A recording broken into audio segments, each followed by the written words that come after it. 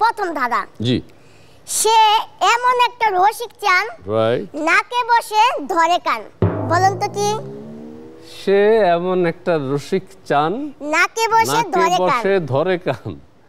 হ্যাঁ বলেন এটা তো খুব খুব খুব সহজ না খুব সহজ না মানে ঠিক এটা যদি একটু হেল্প করো পরেরটা পারবো এটা কি হতে পারে পারলেন না না না না না না ইস ভাইয়া আমি জানতাম আপনি এত বুদ্ধিমান তারপরে এই সহজ প্রশ্নের উত্তরটা আপনি দিতে পারতেছেন না আমি বলে দেব এত কথা বলো কেন বলো কি কি কি আস্তে বলো কি সেটা তো আপনার নাকেই বসে আছে কি চশমা এটা আমি ইচ্ছা করে তোমাকে বলিলাম এটা জানতাম ইচ্ছা করে না আপনি পারেন না নাকে বসে ও ধরে গান আচ্ছা ঠিক আছে নেক্সট এই সাইড দিয়ে একটা ট্রাক ড্রাইভার আসতেছে আর এই সাইড দিয়ে একটা ট্রাক ড্রাইভার আসতেছে কিন্তু রাস্তাটা হলো 10 ফিটের দুজনেই সুন্দর মতো রাস্তা আরামসে পার হইব বলেন তো কি 10 ফিটের একটা রাস্তা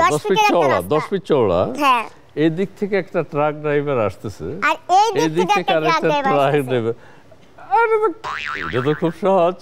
কোনোদিনও পার হতে পারবে না 10 ফিটের মধ্যে দুইটা ট্রাক কিভাবে পার হবে পার হতে পারবে না কোনোদিনও পার হতে পারবে আমি চ্যালেঞ্জ আপনি আমার সাথে চ্যালেঞ্জ নিতেছেন আমি বললাম না এত সিরিয়াসলি নিচ্ছ কেন আচ্ছা আমি বলতাছি পারবো আমি বলছি পারবে না কি যদি পারে আরে 10 ফিট রাস্তা কিভাবে আচ্ছা পারে যদি তোমাকে রাজশাহীর আম খাওয়াবো খাবেন তো এখন তো আমের সিজন হ্যাঁ আচ্ছা ঠিক আছে আমি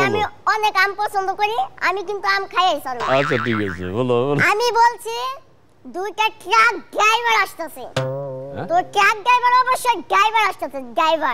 ড্রাইভার তো দুইজন আরামসে 10 ফিট রাস্তা দিয়ে পার হইতে পারবো ট্রাক ড্রাইভার ট্রাক না আমি তো বইলা দিলাম যে ট্রাক ড্রাইভার আসতেছে রাজশাহীর আম কিন্তু আমি জিতে গেছি না কথা যেটা আমি বলেছি ওয়ার্ড সেটা থাকবেই সরি আমি আসলে বুঝতে পারিনি তুমিও কিন্তু কথার মধ্যে একটু মারপ্যাচ রেখেছো ট্রাক আমি মনে করলাম যে দুইটা ট্রাক অনেক ধন্যবাদ তোমাকে পৃথিবীতে ফুটবল খেলা পছন্দ করে না ফুটবল খেলা ভালোবাসে না এরকম মানুষের সংখ্যা খুবই কম আমাদের দেশেও ফুটবল প্রেমী মানুষের সংখ্যা অনেক বেশি কোরবানি আসলেই আমাদের খেলার মাঠগুলো হয়ে যায় গরু ছাগলের হাট আমরা সেটা চাই না আমরা দেখতে চাই খেলার মাঠগুলো যেন খেলার মাঠ উপযোগী থাকে এবং গরু ছাগলের যে বাজার বা মার্কেট বা গরু ছাগল বিক্রয়ের যে কেন্দ্রগুলো সেটা যদি আমরা নির্দিষ্ট কোনো জায়গায় করতে পারি তাহলেই আমাদের খেলার মাঠগুলো আমরা রক্ষা করতে পারব